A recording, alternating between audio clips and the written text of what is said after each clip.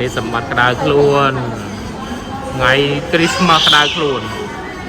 ថ្ងៃ25 ខែ 12 2025គឺចង់ក្តៅគឺក្តៅកលាកគងកលាកគងក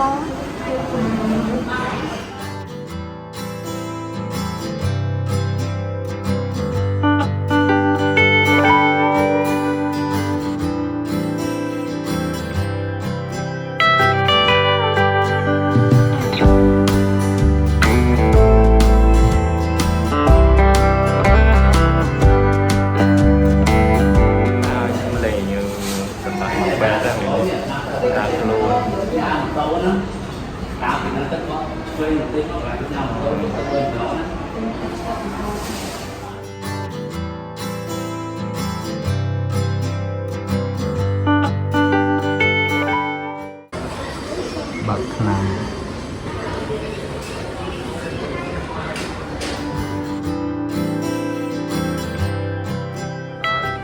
ហើយចុចលេខរៀងនេះសិនសម្បាភ្លៀងតមកចូលកន្លែងនេះឡើងគីឡូកពូហើយតមកចូល counter លេខ 3 ចាំគេហៅឈ្មោះ